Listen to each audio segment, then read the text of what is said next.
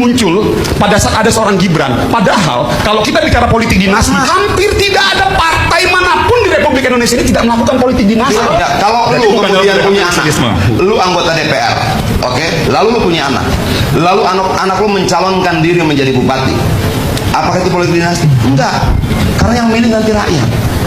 Oke, lalu lu punya cucu, oke, cucu lu mencalonkan diri menjadi anggota DPRD, apakah itu politik dinasti? Tidak, karena Terus Gibran kan nanti dipilih oleh rakyat sih. Karena yang memilih nanti adalah rakyat. Oke. Problemnya adalah ketika peraturan dirubah agar yang dianggap belum pantas oleh undang-undang menjadi pantas. Ini adalah politik prosesnya. Kalau misalnya kemudian dia mencalonkan diri tanpa terjadinya perubahan undang-undang, boleh, nggak masalah. Ini politik purba, politik dinasti purba menggunakan kewenangannya untuk memaksakan keluarganya, kroninya ikut dalam kekuasaan. Itu yang tidak boleh. Andai kata, sebentar, sekarang kita tanya ya, tanya sama publik, kita tanya sama rakyat ya, apakah persoalan Gibran maju kalau undang-undang tidak diubah? Nggak problem. Yang menjadi problem, kenapa harus dirubah? Kenapa dia harus dirubah untuk kepentingan satu orang? Republik ini milik banyak orang. Dan sekarang proses perubahannya itu dilaporkan sebagai pelanggaran kode etik. Begini, bagaimana alat ukurnya? Alat ukurnya yang paling sederhana. Alat ukur yang paling sederhana adalah hari ini 93,4% percakapan di sosial media negatif terkait Mahkamah Konstitusi, terkait Gibran dan sebagainya. Itu clear, man. Sudah gini, maksud gue ini. Jadi positioning seseorang itu dilihat dari faktor usia, tapi bukan dari faktor kesempatan yang mau diberikan. Nah, ini terjadi pada seorang Gibran yang pernah gue lalui. Mayoritas mereka yang di atas umur-umur 40 tahun itu masih melihat sebelah mata kompetensi anak muda. Dia cerita pengalaman hidupnya di perusahaan swasta. Yang jelas-jelas itu kepentingannya kapital. Itu kepentingan modal. Lalu dia sandingkan dengan contoh tentang republik, yang sebenarnya kita tidak berbicara tentang siapa yang memodali republik ini. Dari contoh itu saja tidak apple to apple. Terus kedua, kalau kita bicara kesempatan buat anak muda, ada bupati loh 27 tahun, man. Dito itu 32 tahun loh. Gitu loh. Ada 21 kepala daerah di bawah usia 40 tahun. Lalu lu anggap semua itu tidak pernah ada gitu? Bahwa semua itu bukan anak muda. Problemnya kan tidak di usia. Dulu dua undang-undang pemilu sebelum undang-undang 2017 ini, dua-duanya itu 35 tahun. Undang-undang pemilu sebelumnya 35 tahun, sebelumnya lagi 35 tahun, baru berubah menjadi 40 tahun di 2017. Dan ketika 2017 diketok 45 tahun, 2018 nggak ada yang persoalkan. 2019 tidak ada yang persoalkan. 2020 nggak ada yang persoalkan. 2021 tidak ada yang persoalkan. 2023 itu menjadi persoalan. Gitu loh. Apakah problem anak muda baru muncul di tahun 2023? Enggak. Sebelumnya sudah ada problem-problem seperti ini, walaupun dalam sistem ketatanegaraan kita buka ruang itu. Makanya ada bupati 27 tahun, makanya ada menteri dari Golkar 32 tahun.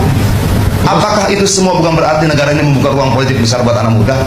Iya dong. Itu contoh-contoh tidak bisa kemudian kita gugurkan hanya karena persoalan Gibran. Tidak, fair saja. Oke, dia undang-undang pemilu itu digugat. Oke teman-teman, kembali lagi bersama saya di channel ini. Teman-teman pasti kalian sudah melihat cuplikan video di atas, bahwasanya benar ya, itu Bung Adian kalau tidak merubah konstitusi oleh pengaruh bapaknya si Gibran, tidak akan bisa jadi wapres ya, sebagai terbukti belakangan tidak punya ijazah SMA. Nah, mantap Bang Adian, emang oke, maju Bang, sikat Bang orang-orang Jokowi. Nah, kita lihat di sini juga bahwasanya rakyat yakin apabila DPR jadi dari PDIP setuju Gibran dimakzulkan, pasti bisa terjadi. Nah, kurang cerdas amat DPR, katanya wali rakyat, kau bela kepentingan pribadi. Keluarga miskin ya, rakyat. Kalau DPR itu baru pahlawan nasional. Kalau mikirin rakyatnya, ingat jabatan hanya sementara. Nah, itu digudut. Bahkan anak muda tipe tuh Gibran, analisa Bang Adian tepat betul.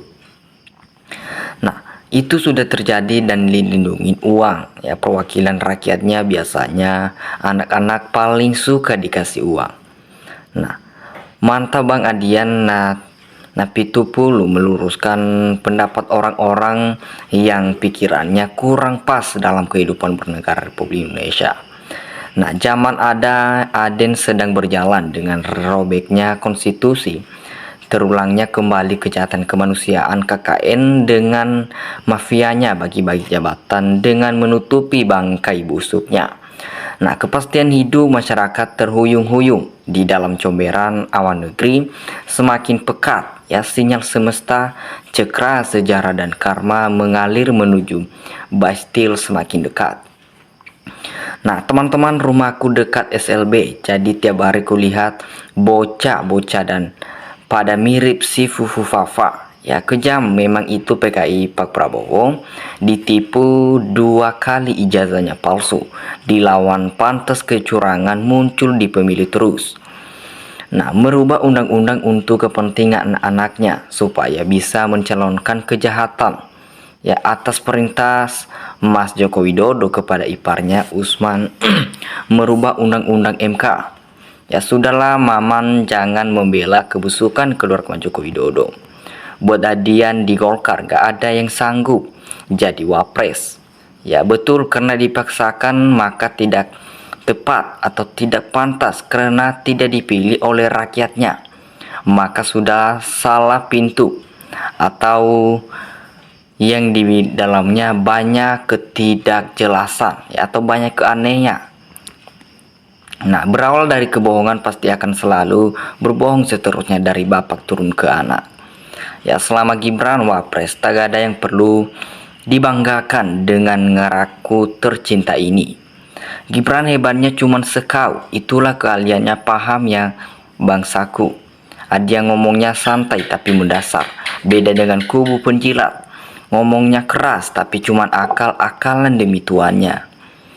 Ya, jadi MK dan KPU takut Jokowi, maka lolosnya Gibran oleh mereka Prabowo boneka Jokowi manut diberi wapres Gibran. Ya, demi kebenaran dan kejujuran maju terus Bang Adian, mantap. Nah, teman-teman, mantap abangku Adian Napitupulu, sikat dan habiskan termul-termul Jokowi. Ya, pelanggaran etika berat terhadap konstitusi dan sistem demokrasi Pancasila sesuai putusan MK adalah extraordinary crimer terhadap kedaulatan seluruh rakyat Indonesia RI. Nah, Bang Adian ucapannya jelas. Kalau ada yang bilang kenapa Gibran terpilih, dipilih karena yang di depannya Pak Prabowo suara terbesar sekali kalau suara wakilnya kecil. Jadi jahat-jahat kalau orang ini nggak pengen tenang ya. Negara dia pun Napitupulu pantas untuk terus mewakili rakyat. Ya. Pernah ditawarin menjadi menteri, tetapi dia tetap memilih mewakili rakyat. Dan apa yang dilakukan serta ungkapan selalu mengarah ya dan berpihak kepada rakyat. Nah, kalau anjing peliharaan aja bisa dicalonkan, pastilah akan dicalonkan oleh tuannya. Nah, tapi karena itu anjing gak bisa dicalonkan, makanya dibentuk ternak yang terwujud manusia. Ada ini terbukti mereka menjabat di mana-mana. Nah, teman-teman, pasti kalian sudah tahu bahwasanya jadi RT saja nggak layak, apalagi jadi wapres. Ini yang salah, yang nyalonin dan yang mendukung itu mereka sudah salah. Ya, saya paling suka kalau Adian ngomong sangat berobot-bot, best apa Adian rakyat mendukungmu. Nah, teman-teman, betul ya, demi kekuasaan politik semua undang-undang perlu atau kapres bila dirubah, itu modusnya. Mantap, sangat setuju Bang Adian. Andaikan Gibran cerdas seperti Habibie muda dulu dan Anies Baswedan, mungkin tidak saja di masalah bagi masyarakat cerdas. Tapi ini Gibran, bagaimana keadaan dia sebenarnya? Jauh panggang dari api dari keinginan masyarakat cerdas. Nah, bahwasanya para termul cukup sudah Anda semua menjadi pendukung Anda, pemuja keluarga Jokowi hanya karena cuan demi cuan Anda terima selama ini. Nah, logika dan hati nurani Anda sengaja dikubur dalam-dalam ditimpa sampah yang tidak berguna.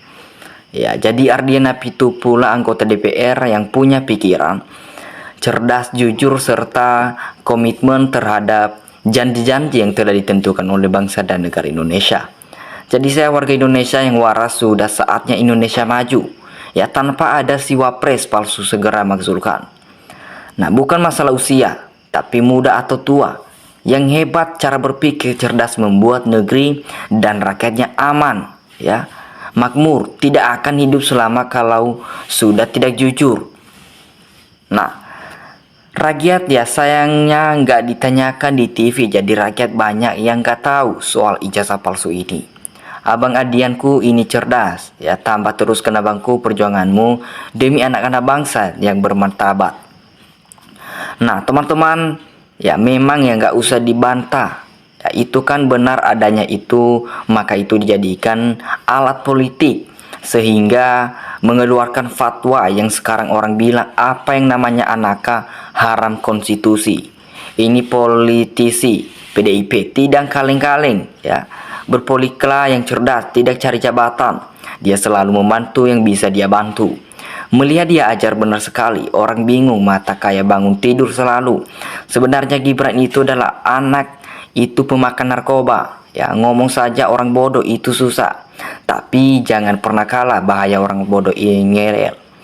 Nah, betul peraturan dirubah, kita lihat cara kerja. Sekarang gimana? Wakil presiden ditanya jawab, jawabannya kurang memuaskan.